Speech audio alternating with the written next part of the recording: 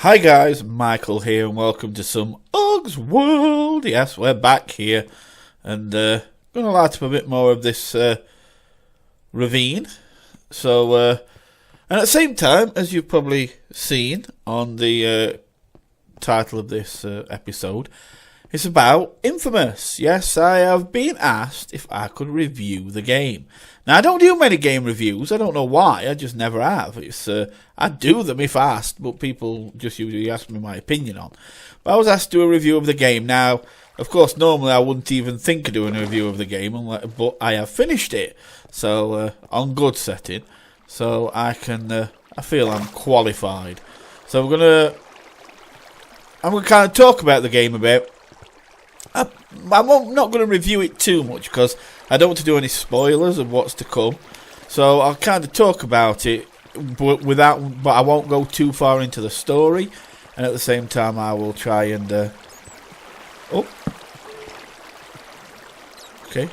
I will try and unlock some of this ravine.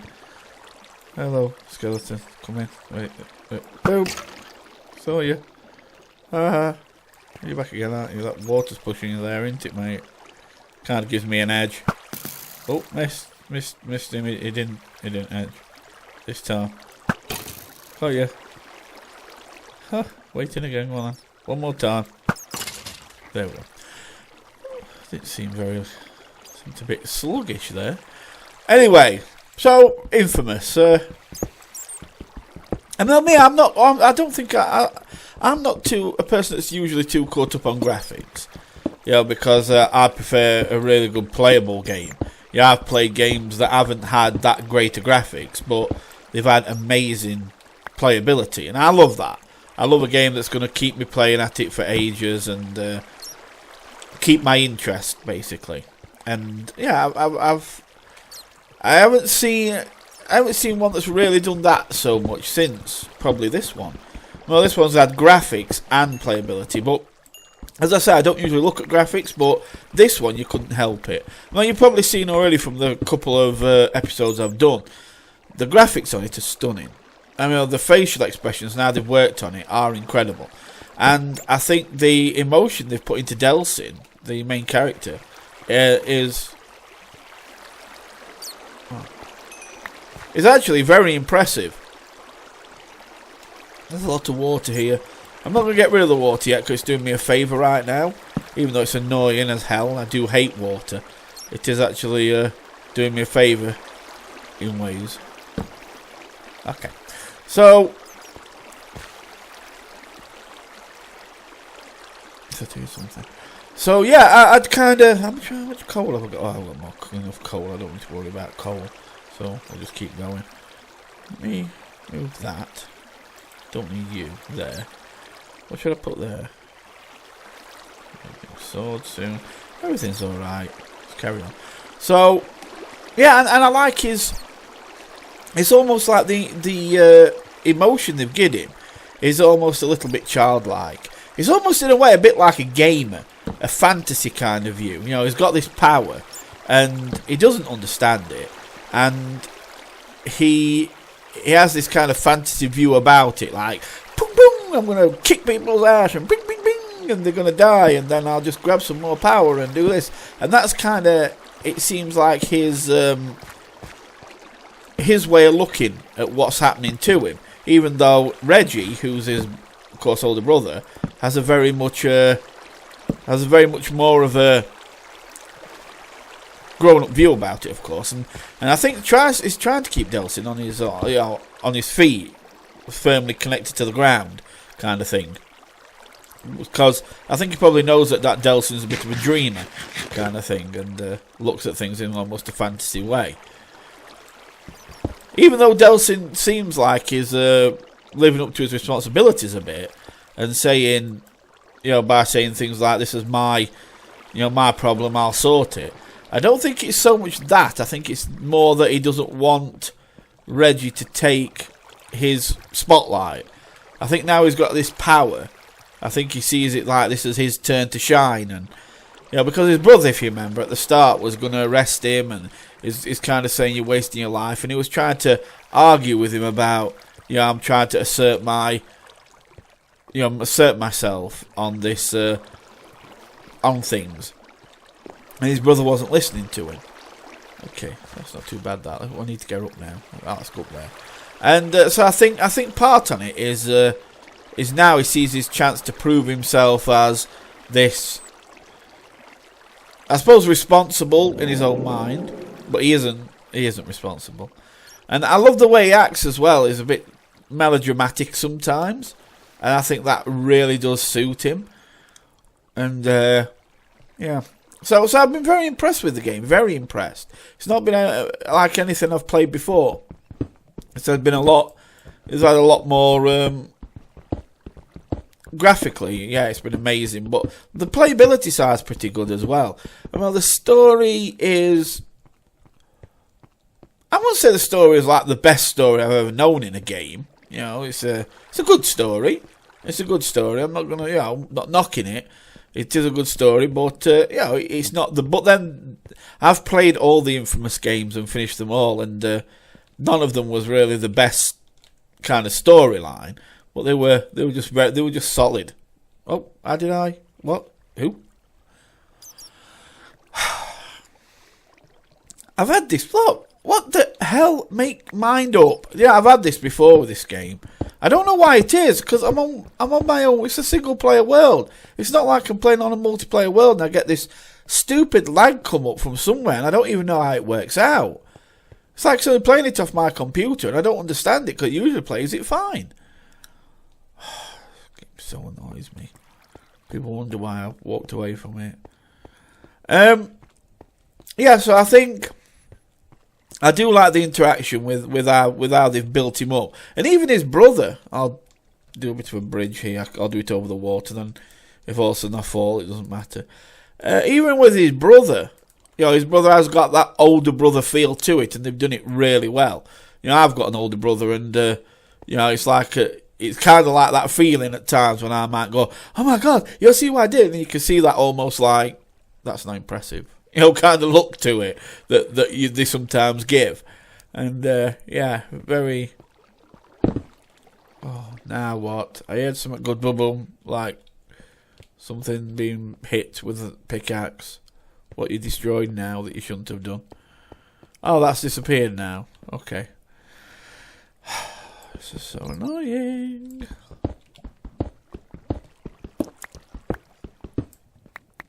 And though, first of all, I would, if anybody asks, I would say yes, buy the game.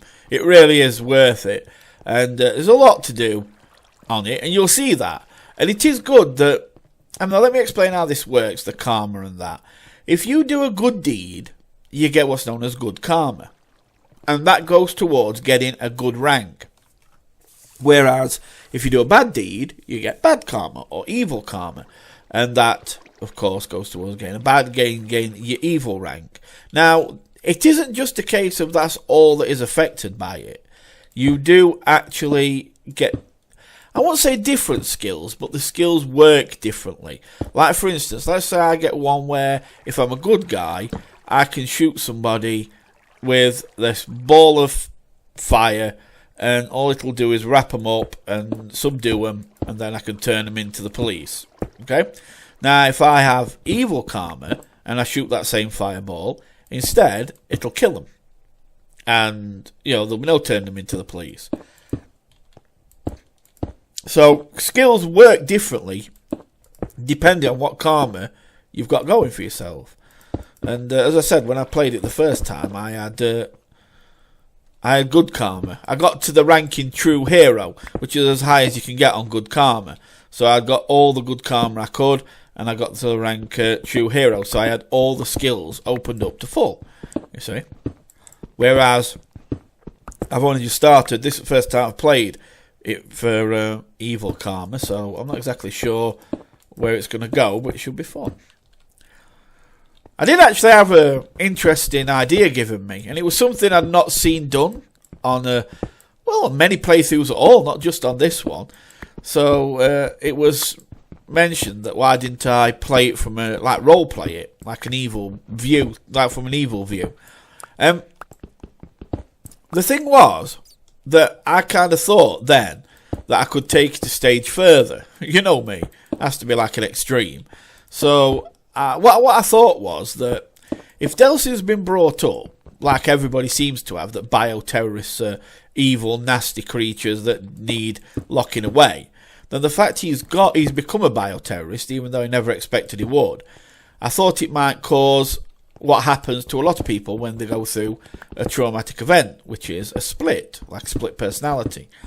I kind of thought that he might have this split personality where it justifies in his mind the evil things he does, like a voice tells him to do this and to kill this and to kill this, because then he can live with what he's doing. Whereas there'll be that side of him that still tries to be him and talk, and care and that.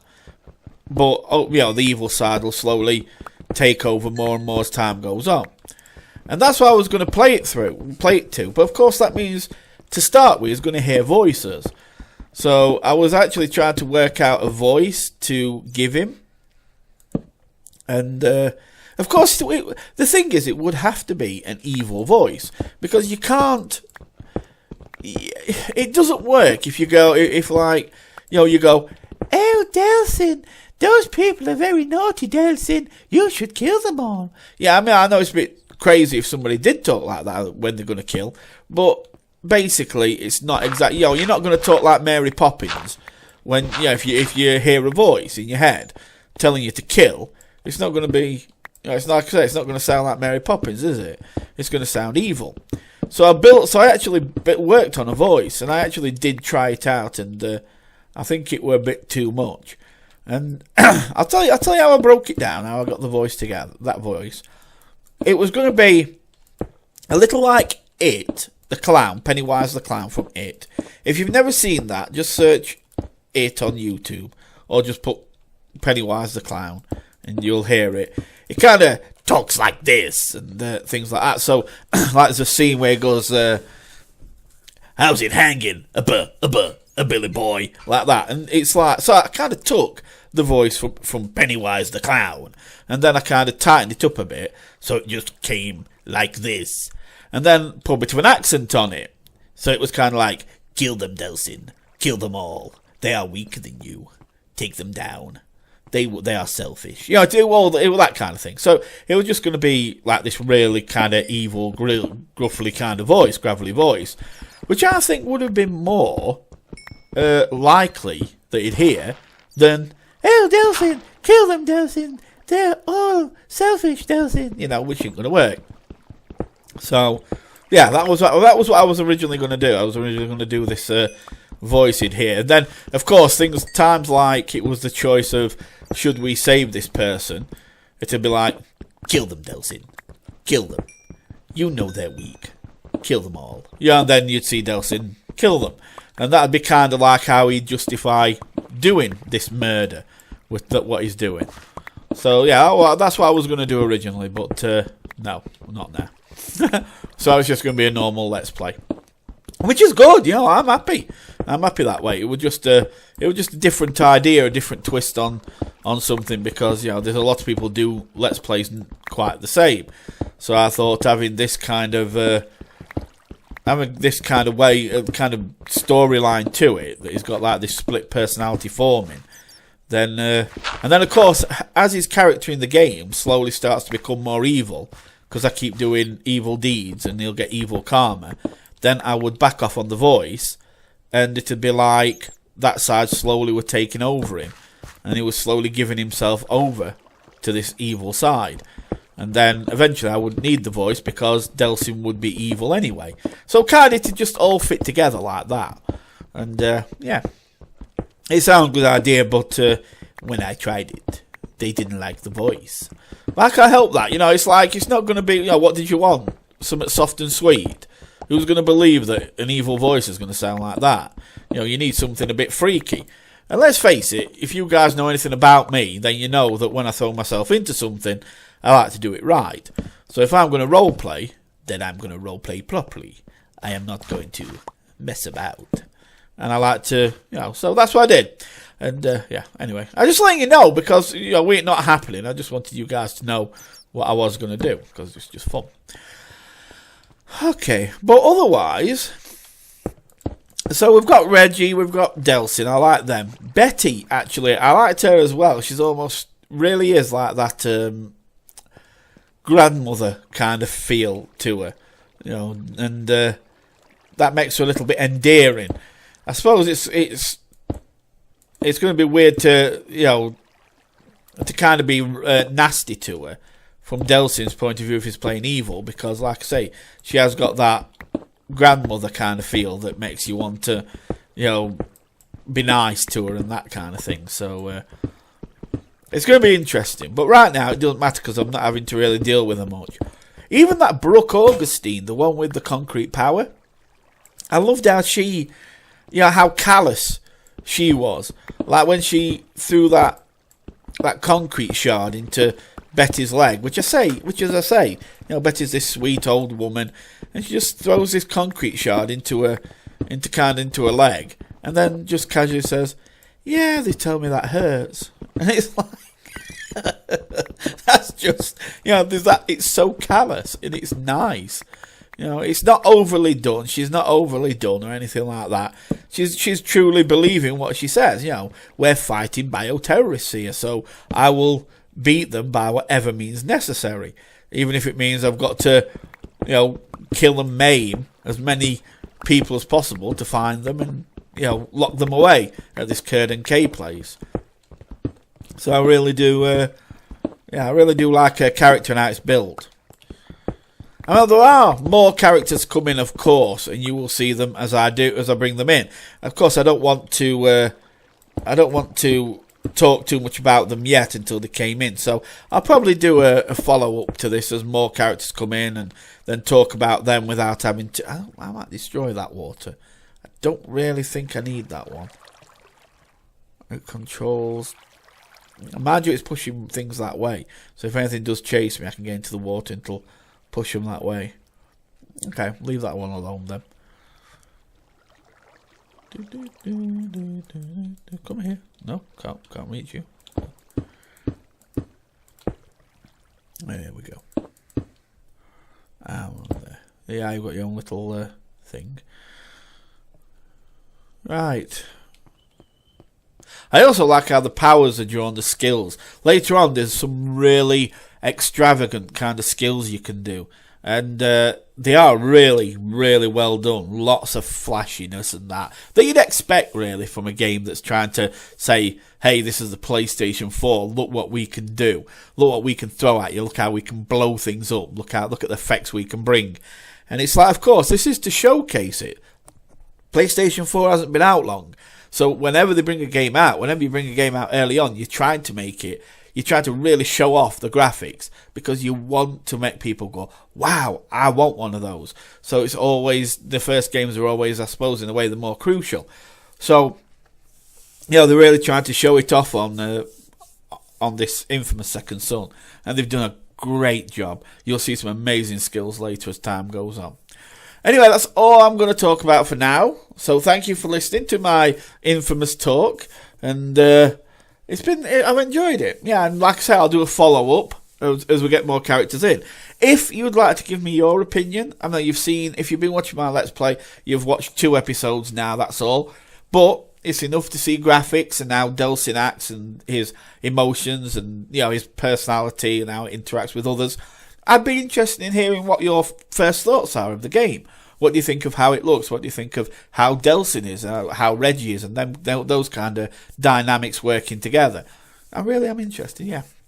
Anyway, guys, thanks for watching. Remember, if you like this, click like. It helps me out, always does. And I just love you guys lots, and I'll see you next time. So, bye for now.